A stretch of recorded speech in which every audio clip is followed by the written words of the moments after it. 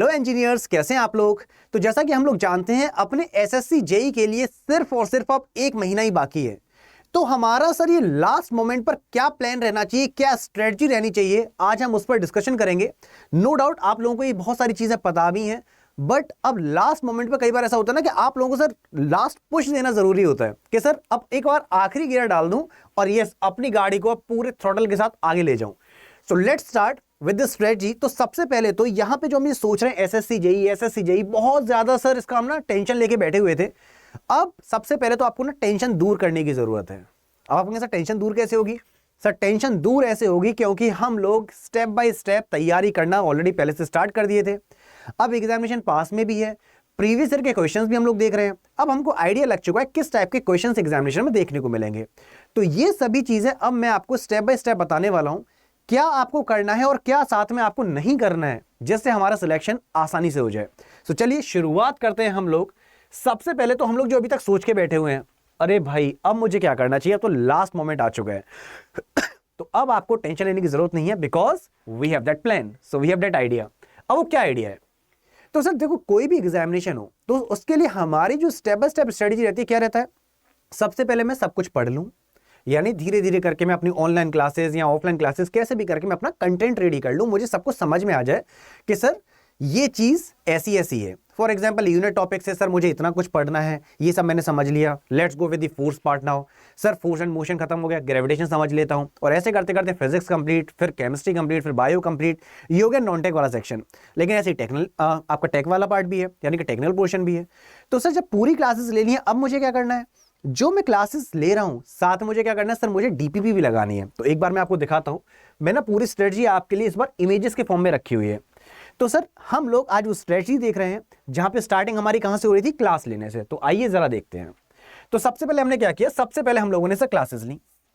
अब जब क्लासेस ली तो हमारा टॉपिक बाय टॉपिक चीजें क्लियर होती गई, और साथ में यहां पर क्या प्रोवाइड की गई थी, आप लोगों को क्लासेस के साथ साथ मिल रही थी डीपीपीस, राइट, जो क्या थे आपके डेली प्रैक्टिस पेपर्स, जिससे आपने जो भी टॉपिक पढ़ा, अब जितने भी इंपॉर्टेंट क्वेश्चंस थे, मोस्ट एक्सपेक्टेड क्वेश्चंस थे, वो आपकी डीपीपी में रखे गए।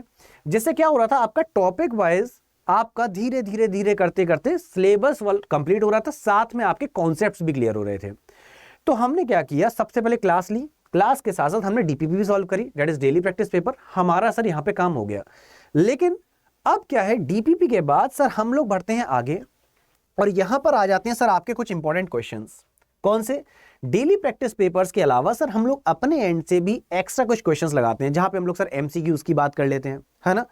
उसके बाद सर हम लोग आ जाते हैं सर अपने रिवीजन वाले पोर्शन पर, क्योंकि सर ये रिवीजन वाला पार्ट बहुत जरूरी है। एंड यस, जहां हम कह रहे थे ना फाइनल गियर डालने की बात, वो फाइनल गियर आपको इस रिवीजन वाले पोर्शन में ही होगा।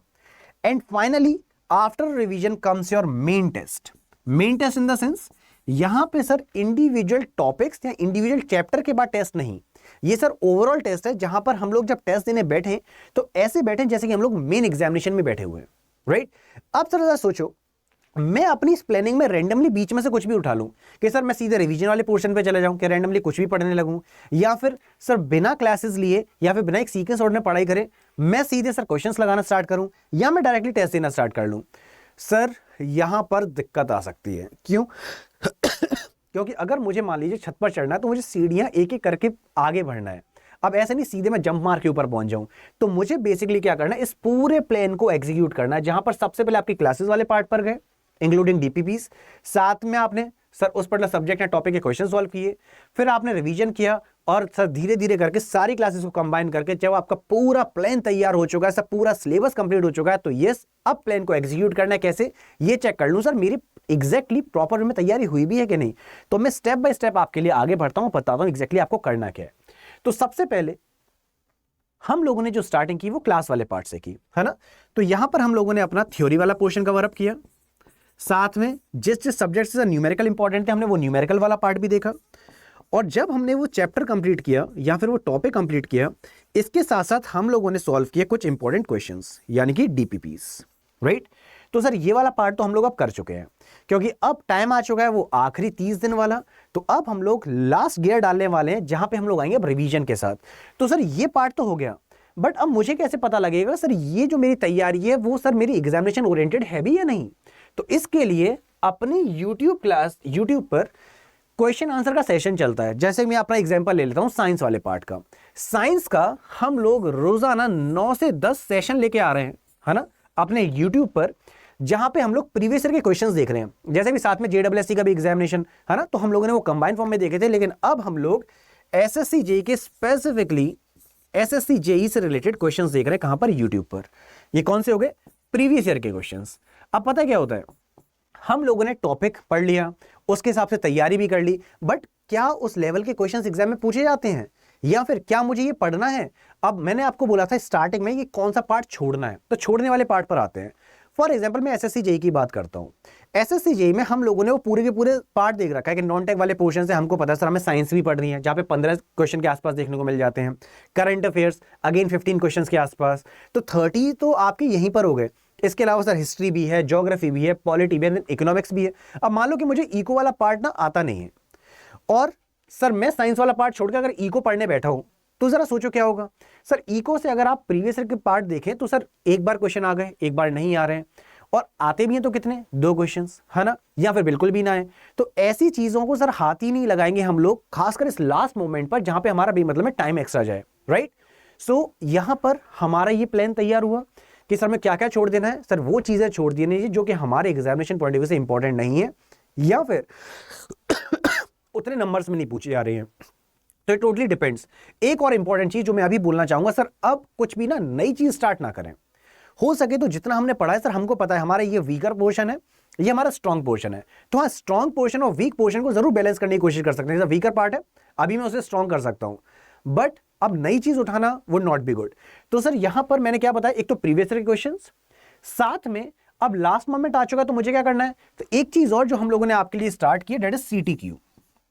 अभी सीटीक्यू है सर, सीटीक्यू का मतलब है कॉन्सेप्ट थ्रू क्वेश्चंस। अभी कॉन्सेप्ट थ्रू क्वेश्चंस कहां मिलेंगे सर? इसका भी हम लोगों ने एक बैच स्टार्ट किया है, जस्ट शो यू। आप लोग क्या करेंगे, अड्डा 24/7 की वेबसाइट पे जाएंगे, और अड्डा 24/7 की वेबसाइट पर जाने के बाद आप लोग टाइप करेंगे अड्डा 247, और हम लोग कौन है? इंजीनियर्स ऑब्वियसली, है ना, चाहे मैं डिप्लोमा वाला हूं चाहे बीटेक वाला हूं। मैं ऑल कोर्सेज पे जाऊंगा और यहां पर सिलेक्ट कर लूंगा जेईई एग्जाम। अब मेरी जो भी पर्टिकुलर ब्रांच है, फॉर एग्जांपल मैं हूं इलेक्ट्रिकल से, अब मैं सर सिलेक्ट करूंगा यहां पर क्या? SSC JEE. तो यहां पे सर ये हो गया एसएससी जेईई। अब यहां पे आप बैचेस अगर देखेंगे ना, तो यहां पे आपको सीटीक्यू वाला पोर्शन अभी दिखाई देगा। So I just show you with the civil part, just a second. तो यहां पे सर जेईई एग्जामिनेशन में सिविल में गया, तो इधर मैंने सिलेक्ट किया एसएससी जेईई। अब इधर ना आपका सीटीक्यू वाला एक बैच है। Okay, it's not visible here also, I will go with mechanical then. Okay, so it's still not visible. Okay, तो यहां पर ना एक सीटीक्यू वाला बैच है, where what you can do, you can actually join that batch, और ये batch ना स्टार्ट हो चुका है। तो सीटीक्यू वाले बैच में क्या है कि हम ना कॉन्सेप्ट के थ्रू क्वेश्चंस करा रहे हैं, सॉरी क्वेश्चंस के थ्रू कॉन्सेप्ट क्लियर करेंगे। फॉर एग्जाम्पल एक क्वेश्चन लिया, अब उस क्वेश्चन के आसपास जितने भी क्वेश्चन बन सकते हैं, एक ही क्वेश्चन से 10-12 अलग अलग क्वेश्चन, यानी एक तरह से पूरे क्वेश्चन का पोस्टमार्टम करके हम लोग उसे कवर अप कर लेंगे, राइट। तो यहां पर अगर आपको बैच परचेस करना है तो you can use the code Y723 and get the maximum discount. वापस आता हूं मैं आगे, तो यहाँ पे डिस्काउंट के लिए कोड भी मेंशन्ड है, किसी भी कोर्स के लिए you can have this particular code. तो कोर्स में कोड लगाएंगे and you will getting maximum discount. खैर, तो ये सर होगा पीवाईक्यू वाला पार्ट। अब प्रीवियस ईयर के क्वेश्चन के बाद सबसे इंपॉर्टेंट चीज आती है अपनी रिवीजन। अब रिवीजन मुझे करना कैसे है, तो आपके फैकल्टीज ने आपके लिए नोट्स क्रिएट करवाए हैं, है ना। तो अभी तक क्या हो रहा था, आप डिटेल में जा रहे थे, बुक्स में डेप्थ में जा रहे थे, अब फैकल्टीज ने आपके लिए नोट्स रेडी करवा दिए हैं। आप उन नोट्स के फॉर्म में अब जल्दी से सब सुपरफास्ट मोड में रिवीजन कर सकते हैं। लेकिन अभी भी रिवीजन करना is not sufficient. Revision is okay, it's good, it's important as well, but इसके बाद सबसे इंपॉर्टेंट चीज आती है सर आपका टेस्ट। ये जो टेस्ट है सर, टेस्ट देने के लिए आप लोग क्या करेंगे, जैसे हम लोग ये टेस्ट देने बैठेंगे, तो टेस्ट देने के लिए सर हम एग्जैक्टली उतना टाइम लेने वाले हैं जितना एग्जाम के लिए जरूरी है। ये नहीं चलो बैठे हैं, अब बातचीत कर ली, मम्मी ने बोल दिया कि धनिया पुदीना ये सब ले आ रहे हैं, मम्मी को बता देना मम्मी मैं टेस्ट दे रहा हूं। और सिंपल सी बात, किसी के भी पेरेंट्स हो उन्हें पता है कि बच्चा तैयारी कर रहा है, दे विल नॉट डिस्टर्ब। तो आप उन्हें बता दीजिए कि मैं ना अभी ये टेस्ट दे रहा हूं, इतनी देर तक मैं बैठूंगा। और हाँ, बिल्कुल रियल वर्ल्ड एग्जामिनेशन की तरह आप लोग टेस्ट दीजिए, एंड उसके बाद सर आपको पता है स्कोर आएगा, लेकिन स्कोर के साथ साथ आप एनालिसिस भी करिए कि मैं कहां पर वीक हूं, कहां पर स्ट्रांग हूं, क्या ये वाली चीज मैं और भी किसी तरीके से याद कर सकता था। फॉर एग्जांपल मान लीजिए आप किसी नॉन टेक वाले पोर्शन में फंस गए हैं and you are like sir ये ना थोड़ा सा टिपिकल लग रहा है, इसे क्या मैं छोड़ दूं या मैं कैसे याद कर रखूं। तो आपको कहीं भी डाउट आए please let me know, I am always there for you, सारे के सारे टीचर्स हमेशा आपके लिए तैयार हैं, बस मुझे बता दो कि सर इसके लिए कोई ट्रिक चाहिए, यहाँ पे सर ये बहुत टिपिकल लग रहा है, याद नहीं हो रहा है, I will help you out, right. तो सर यहाँ पर स्ट्रेटजी वाले पार्ट में हमने देखा सबसे पहले क्लासेस जो हम ले चुके हैं, उसके बाद test including previous year questions, then revision and finally this main test.